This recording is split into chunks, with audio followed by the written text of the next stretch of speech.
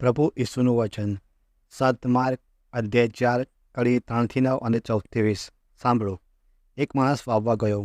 બન્યું એવું કે વાવતા વાવતા થોડા બી પગથી ઉપર પડ્યા અને પંખીઓ આવીને તે ખાઈ ગયા.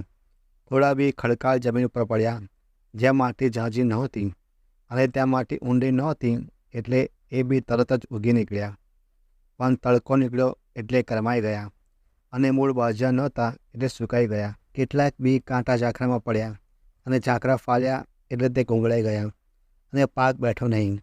પણ કેટલાક બી સારી જમીનમાં પડ્યા અને ઉગી નીકળ્યા તથા ફાલ્યા, અને તેને પાક આવ્યો. કેટલાકને 30 ગણો, કેટલાકને 60 ગણો અને કેટલાકને 100 ગણો. અને તેમણે કહ્યું, જેને સાંભળવાને કાન હોય તે સાંભળે.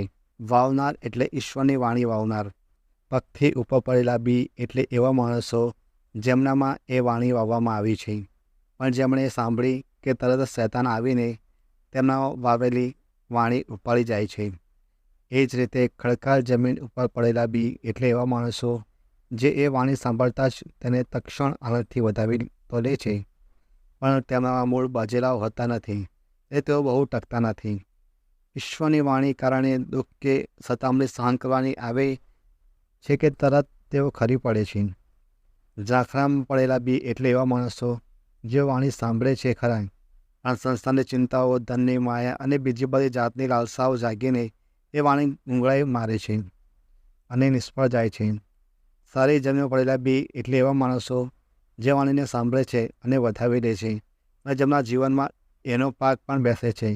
કોઈકમાં 30 ગણો, કોઈમાં 60 ગણો અને કોઈમાં તો 100 ગણો.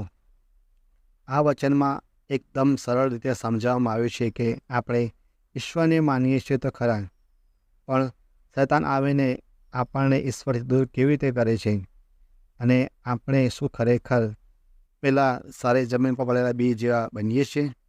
અને જો નથી બનતા તો આપણે એ સારી જમીન પર પડેલા બીના જેમ થવાનું છે.